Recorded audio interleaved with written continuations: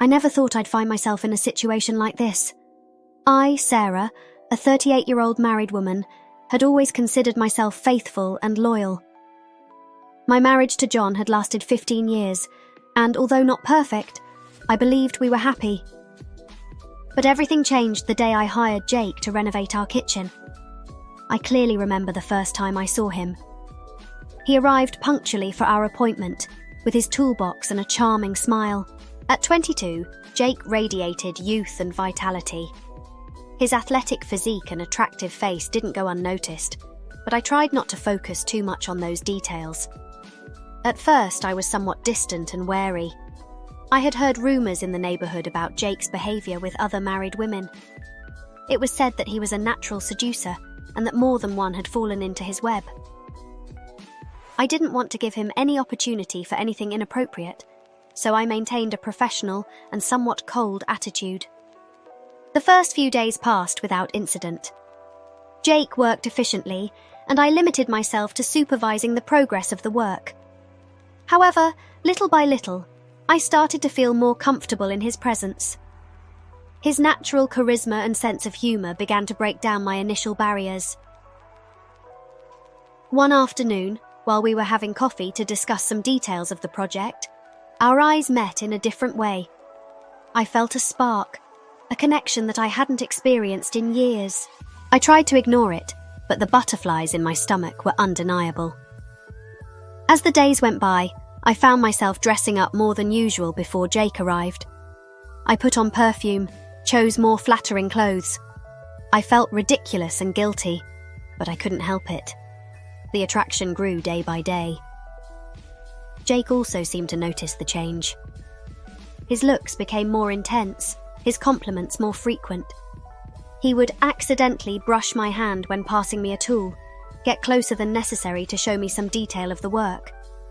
The air became charged with tension every time we were alone. One night, John told me he would have to go on a 3-day business trip. I felt a mix of relief and anxiety. On one hand, I was glad I wouldn't have to pretend normalcy in front of my husband. On the other, I feared what might happen if I was left alone with Jake. The first day without John passed with relative normality. Jake and I maintained our usual routine, although the sexual tension was palpable.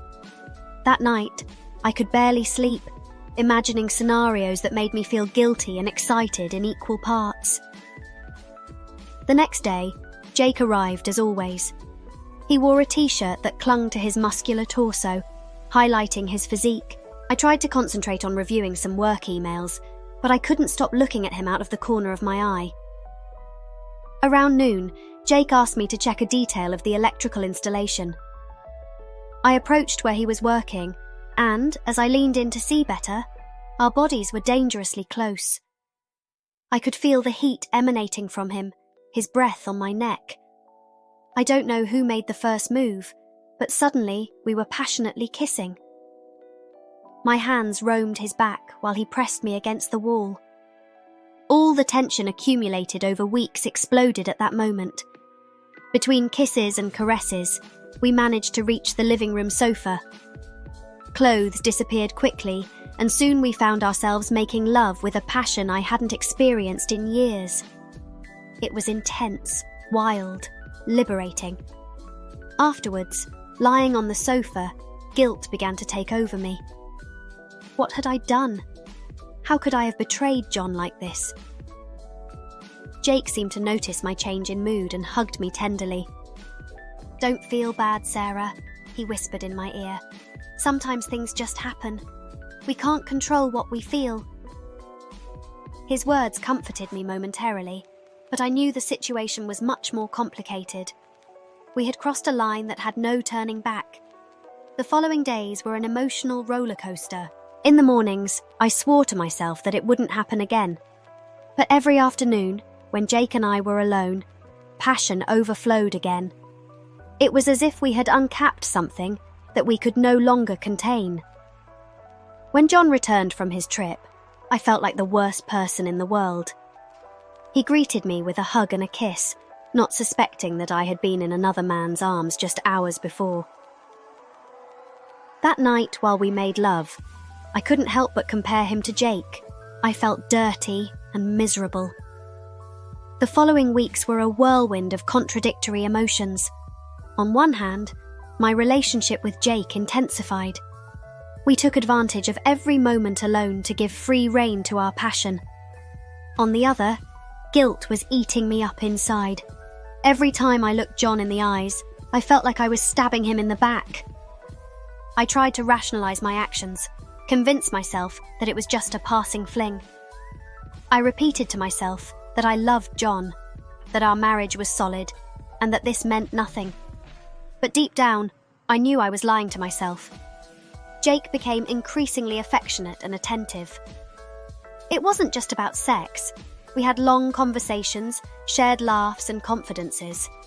I began to see qualities in him that went beyond his physical attractiveness. His intelligence, his sense of humor, his way of seeing life, everything fascinated me. One afternoon, while we were resting after making love, Jake surprised me with a question that left me cold. "Sarah, have you ever thought about leaving John and being with me?" I sat up abruptly, feeling as if someone had thrown a bucket of cold water on me. Until that moment, I had managed to keep my affair with Jake in a separate compartment from my real life. But his question changed everything. "Jake, I can't do that," I stammered. "I have a life with John, a marriage, a history together. I can't throw it all away." I saw disappointment in his eyes, but also understanding. "I understand, Sarah. I just wanted you to know that my feelings for you are real." "You're not just a fling for me!" His words moved and scared me in equal parts. Was I also developing deeper feelings for Jake? Or was it just the excitement of the forbidden, the adrenaline of novelty? The following days were torment. Every time I was with John, I felt like an imposter. Every caress, every "I love you" made me feel like the worst person in the world. At night, I would wake up startled, fearing that John would discover my infidelity. With Jake, things also became more complicated. It wasn't just sex anymore. There was an emotional connection that I couldn't deny. I found myself longing for his company, missing him when we weren't together. It was as if I was living two parallel lives, and I didn't know which one was real. One night, while having dinner with John, he surprised me with news that left me breathless. "Honey, remember how we always talked about taking a big trip together? Well, I've been saving in secret and we're going on a Mediterranean cruise next month." The excitement on his face was evident. He had planned everything with so much care, thinking of our happiness. I felt like the worst person in the world. Here he was, striving to keep the spark alive in our marriage, while I was rolling around with a younger man behind his back. That night, I cried silently in the bathroom, feeling trapped between the love and loyalty I owed John, and the passion and excitement I felt with Jake. How had I reached this point? At what moment had I lost control of my life? The days passed and the completion date of the work approached. I knew I would soon have to make a decision. Continue with my marriage and forget what happened with Jake, or risk everything for this new relationship. One afternoon, while Jake was working on the final details of the kitchen, I decided to be honest with him. "Jake, we need to talk," I said seriously. Us, it can't continue." I saw his face darken. "Is it because of John?" he asked quietly. "It's because of everything," I replied. "Because of John, because of me, because of you. This isn't right. I'm betraying my husband, my marriage vows. And you deserve better than being the secret lover of a married woman." Jake came closer and took my hands. "Sarah, what I feel for you is real. I've never felt anything like this for anyone. If you ask me to fight for this, I will." His words moved me deeply. Part of me wanted to shout, "Yes, let's fight." But the rational part, the one that remembered the years with John, the good and bad times we had overcome together, made me stand firm. "I'm sorry, Jake. I really am, but I can't." I saw the pain in his eyes, but also resignation. I think deep down, we both knew this was inevitable. The last days of the work were bittersweet. Jake and I maintained a professional attitude, but the tension and sadness were palpable. The night before the work finished, we succumbed to passion one last time. It was an encounter charged with emotions, of farewell, of what could have been and wasn't. The next day, with the kitchen finished, Jake packed up his tools for the last time. We looked at each other in silence, knowing it was the end. "It's been a pleasure working for you, Mom," he said with a sad smile, extending his hand. I shook it, feeling an electric shock as I touched him. "The pleasure was mine, Jake. Thank you for everything." And just like that, he was gone. I stood looking at the closed door, feeling an emptiness in my chest that I didn't know how to fill. That night, when John came home from work, he marvelled at the finished kitchen. "It looks spectacular, honey. That contractor really knew what he was doing." If only he knew. The following days and weeks were a process of readjustment. I found myself missing Jake more than I wanted to admit. Every corner of the kitchen reminded me of him, of our moments together. But at the same time, I rediscovered aspects of my relationship with John that I had taken for granted. Our Mediterranean trip was revealing. Away from the daily routine, from work pressures and memories of my affair, John and I reconnected. I remembered why I had fallen in love with him in the first place. His kindness, his sense of humour, the way he made me feel safe and loved. One night, as we dined on the cruise ship deck under a starry sky, John surprised me with a question. "Sarah, are you happy with me?" The question caught me off guard. I looked into the eyes of the man with whom I had shared most of my adult life, and for the first time in a long time, I was completely honest. "John, our relationship isn't perfect. We've been through ups and downs, through difficult times. But yes, I am happy with you. You're my partner, my best friend, the man I want to grow old with." I saw his eyes moisten. He took my hand and kissed it softly. "I'm happy with you too, Sarah. More than I can express." At that moment, I felt a weight lift from my shoulders. Yes, I had made a mistake with Jake. I had succumbed to temptation. I had betrayed my marriage. But I had also learned a valuable lesson about love, loyalty, and commitment. I decided that my affair with Jake would be a secret I'd take to my grave. Not out of cowardice, but because revealing it would only cause unnecessary pain to John. Instead, I would use that experience as a constant reminder of what I truly value in my life and in my relationship. Months passed and life went on. Occasionally, I found myself thinking about Jake, wondering what had... But those thoughts no longer came with longing or regret, but with a kind of bittersweet gratitude. Thanks to him, I had rediscovered my marriage and rediscovered myself. One afternoon, while John and I were walking in the park near our house, I saw Jake in the distance. He was with a young woman, laughing and holding. For a moment, our gazes met. There was mutual recognition, a glimpse of what we had shared. But then, as quickly as it had appeared, the moment passed.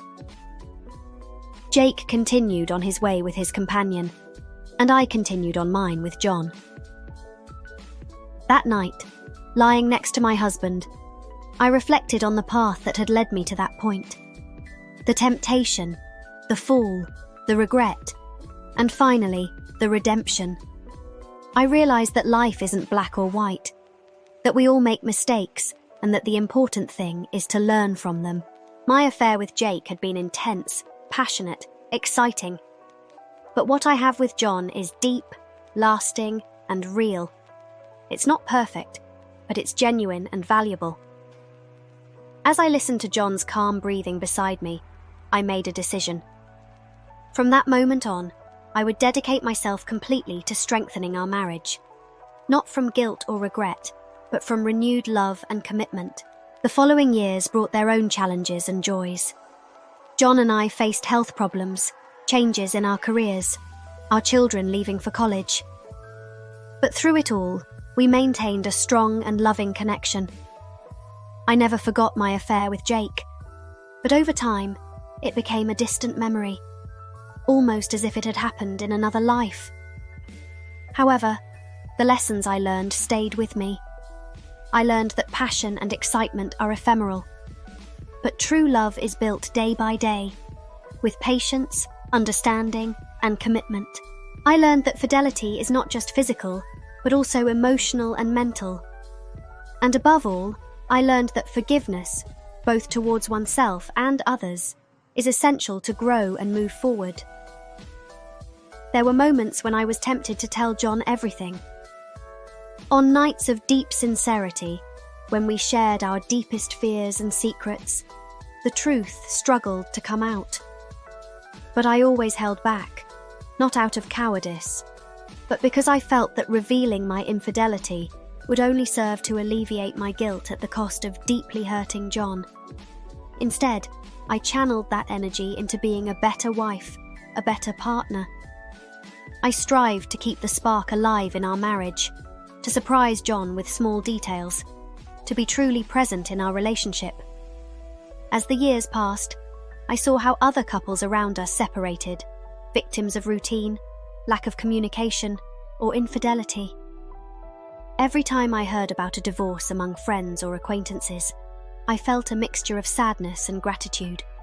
Sadness for the lost love, and gratitude for having found the way back to my marriage. One day, while organising old photographs, I found one of the kitchen before the renovation. For a moment, I felt a knot in my stomach remembering Jake and our affair. But then I looked around, at the house that John and I had built together, full of memories and love, and I smiled. That kitchen was no longer a reminder of my infidelity, but a symbol of how our marriage had survived and strengthened. When John retired, we decided to make a dream we had postponed for years come true: buying a beach house. As we packed our belongings, reliving memories associated with each object, I felt overwhelmed by a wave of love for this man who had been by my side for so many years. One night, sitting on the porch of our new house facing the sea, John surprised me with a confession. "Sarah," he began, with a trembling voice, "there's something I need to tell you. Many years ago, shortly after we renovated the kitchen, I had a brief affair with a co-worker. I felt as if the world stopped for a moment." John continued, with tears in his eyes. "It was a terrible mistake. I felt lonely, insecure, and she was there. It only lasted a few weeks, but the guilt has haunted me ever since. I never found the courage to tell you, fearing it could destroy our marriage. But now, after all these years, I feel I need to be completely honest with you." I remained silent for a moment, processing his words. Then, to his surprise and my own, I began to laugh. It wasn't a laugh of joy or mockery, but a laugh of pure relief and amazement at the twists and turns of life. "Oh, John," I finally said, taking his hands in mine, "I have a confession to make too." And so, under the starry sky and with the sound of waves as a backdrop, I told him everything about Jake and my own infidelity. John listened in silence, his eyes full of a mixture of pain, understanding, and, surprisingly, love. When I finished, we looked at each other, seeing not only our current versions, but all the versions we had been over the years. The young married couple in love, the couple in crisis, the unfaithful lovers, the companions who had overcome adversities together.